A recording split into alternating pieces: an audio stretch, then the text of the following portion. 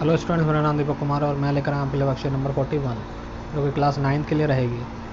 हमारा सब्जेक्ट रहेगा सामाजिक विज्ञान। सामाजिक विज्ञान में हम लोकतांत्रिक राजनीति पढ़ रहे हैं। इसका चैप्टर है बच्चों संस्था का कामकाज। आज की डेट रहेगी 8 अक्टूबर 2020। हमारे वर्कशीट का टॉपिक रहने वाला है बच्चों राजनीतिक कार्यपालिका। तो चलिए बच्चों स्टार्ट करते हैं। वर्कशीट को देखते हैं क्या लिखा है। देश में संसद द्वारा पारित विधेयक या कानून को अमलीजामा या लागू या पहनाने के लिए कार्यपालिका की जरूरत होती है। ठीक है, अतः सरकार की नीतियां को कार्यरूप देने वाली संस्था को कार्यपालिका कहा जाता है। तो कार्यपालिका को दो भागों में बांटा गया है बच्चों। पहला है राजनीतिक कार्यपालिका, दूसरा स्थायी कार्यपालिका। स्थायी कार्यपालिका में वो व्यक्ति होते हैं जो लंबे समय के लिए नियुक्त किए जाते हैं। ठीक है, जिनको हम स्थायी कार्यपालक या प्रशासनिक अधिकारी या सिविल सर्वेंट या नौकरशाह भी कहते हैं। राजनीतिक कार्यपालिका में हम लोगों को निर्वाचन के द्वारा चुनते हैं। ठीक है, इनकी अवधि एक खास समय के लिए होती है। हम चलिए देखते हैं आगे क्या लिखा है बच्चों। प्रधानमंत्री और मंत्रिपरिषद।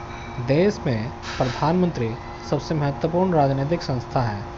तो राजनीतिक संस्था में एक व्यक्ति है प्रधानमंत्री, जिनको निर्वाचन के द्वारा चुना जाता है। राष्ट्रपति लोकसभा में बहुमत प्राप्त करने वाली पार्टी या गठबंधन वाली पार्टी के नेता को ही प्रधानमंत्री नियुक्त करता है। ठीक, तो राष्ट्रपति द्वारा नियुक्ति किसकी होती है? प्रधानमंत्री की होती है, जो लोकसभा में बहुमत प्राप्त करने वाली पार्टी का नेता होता है। प्रधानमंत्री की सलाह पर अन्य मंत्रियों की नियुक्ति भी करता है। कौन? राष्ट्रपति, बशर्ते वे संसद के सदस्य हो। आगे देखो क्या लिखा है। अगर कोई व्यक्ति संसद का सदस्य नहीं है तो फिर भी उसका मंत्री बनने के 6 महीने के भीतर संसद के किसी भी सदन का सदस्य चुनना जाना जरूरी है। चलिए आगे देखते हैं क्या लिखा है। कैबिनेट मंत्री, स्वतंत्र प्रभार वाले राज्य मंत्री और राज्य मंत्री। तो ये 3 तरह के मंत्री होते हैं जो कि सरकार में चुने जाते हैं। तो देखते हैं कौन कौन से हैं। कैबिनेट मंत्री देखते हैं, अमूमन सत्ताधारी पार्टी या गठबंधन की पार्टी के वरिष्ठ नेता या प्रमुख मंत्रालय के प्रभारी होते हैं। स्वतंत्र प्रभार वाले राज्य मंत्री ये छोटे मंत्रालय के प्रभारी होते हैं और विशेष रूप से कैबिनेट द्वारा बुलाई गई बैठकों में भाग लेते हैं। तीसरा है राज्य मंत्री, ये अपने विभाग के कैबिनेट मंत्री से जुड़े होते हैं और उनकी सहायता करते हैं। चलिए आगे देखते हैं बच्चों क्या लिखा है। प्रधानमंत्री के अधिकार देखते हैं। प्रधानमंत्री का अधिकार क्या है? सरकार के प्रमुख नेता प्रधानमंत्री के व्यापक अधिकार होते हैं, जैसे कैबिनेट की बैठक की अध्यक्षता करना, विभिन्न विभागों के कार्य में समन्वय करना, विभिन्न विभागों में आपसी विवादों को निर्णायक भूमिका निभाना, विभिन्न विभागों के कामों पर सामान्य निगरानी करना, सभी मंत्रियों को काम का वितरण करना।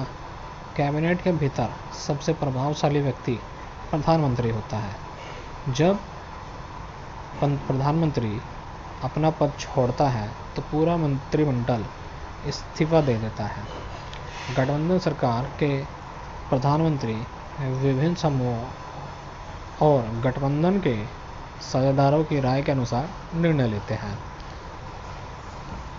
तो गठबंधन के जो प्रधानमंत्री होते हैं वो विभिन्न समूहों और गुटों के गठबंधन के साझेदारों की राय के अनुसार ही कार्य करते हैं। चलिए आगे देखते हैं। आगे दिया है बच्चों राष्ट्रपति। राष्ट्रपति के बारे में देख लेते हैं। राष्ट्रपति राष्ट्रीय अध्यक्ष होता है। राष्ट्रपति का चयन सीधे जनता द्वारा ना होकर संसद, राज्य विधानसभा के सदस्यों द्वारा होता है। राष्ट्रीय अध्यक्ष केवल नाम मात्र के अधिकारों का प्रयोग करता है। फिर भी देश के सभी राजनीतिक संस्थाओं के कामों की निगरानी करना, सारे कानून, सरकार के प्रमुख नीतिगत फैसले की भूमिका निभाता है। सभी प्रमुख नियुक्तियां जैसे भारत के न्यायाधीश, न्यायालयों के न्यायाधीश, राज्यपालों, चुनाव आयुक्त आदि की नियुक्ति कौन करता है बच्चों? राष्ट्रपति करता है। भारत के रक्षा बल का सुप्रीम कमांडर राष्ट्रपति होता है। आगे क्या दिया है? आगे दिया बच्चों, कोई विधेयक राष्ट्रपति की मंजूरी के बाद ही कानून बनता है। तो यहाँ पे राष्ट्रपति की हमने कार्य देखे, ऊपर हमने प्रधानमंत्री के अधिकार देखे। चलिए देखते हैं बख्शिश से जुड़े हुए कुछ क्वेश्चन, जो कि आंसर हम आगे देंगे। पहले देखते हैं क्वेश्चन क्या है। कार्यपालिका किसे कहते हैं तथा देश में इसकी जरूरत क्यों है? दूसरा, राजनीतिक कार्यपालिका और स्थायी कार्यपालिका में क्या अंतर है? तीसरा क्वेश्चन, हमारे देश के प्रधानमंत्री को कौन कौन से अधिकार प्राप्त है? चौथा, देश में राष्ट्रपति पद की भूमिका के महत्व को लिखिए। तो चलिए बच्चों, अब इनके आंसर देख लेते हैं किस तरह से हम दे सकते हैं।